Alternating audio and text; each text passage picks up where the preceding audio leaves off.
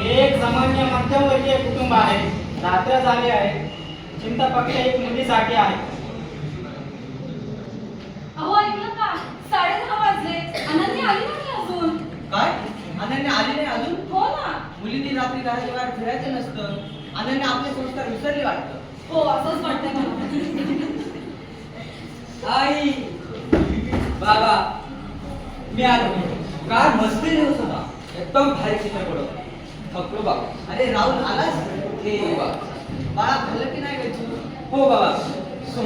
मोमोज खाले. काय टेस्टी होतं. बर दमला असशील ना तर जा आणि जाऊन आराम कर जा. हो आहे.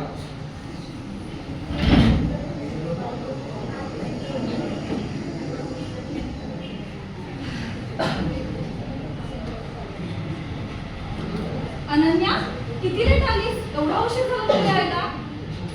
काय आले? अनन्या कुठे होतीस?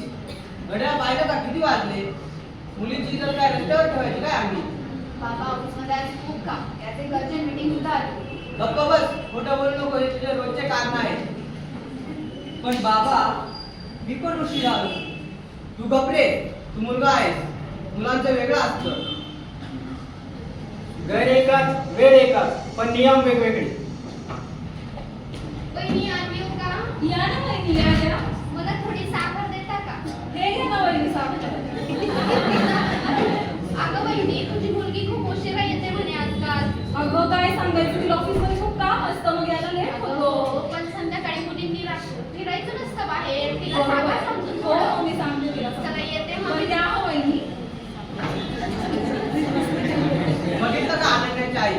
बाहेरचे लोक कसे बोलतात. बरोबर. अनन्या उद्यापासून लवकर घरी यायचं. समजलं? बाबा मला एक विचारायचं तुम्हाला. हो विचार.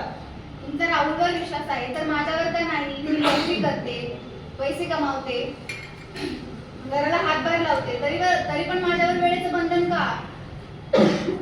मुलींसोबत काही वाईट घडलं तर चूक मुलींचीच का मांडली जाते? वेळेची किंवा समाजाची नाही मांडली जात. असं का? काका काकू, संस्कार म्हणजे बंधन नाही, संस्कार म्हणजे समजता. हो बाबा. मी पण उशिरा येतो घरी. मला तुम्ही काहीच म्हणत नाही. पण हे अनन्याला का सहन करावं लागते? माफ करा, मला दोघांना दुखवायचं नव्हतं. अनन्या मला माफ कर. कदाचित आम्ही चुकतोय. संरक्षण म्हणजे बंधन नाही. समाज तेव्हाच बदलतो जेव्हा मुलींना बंदिस्त न करता मुलांना आदर शिकवला जातो.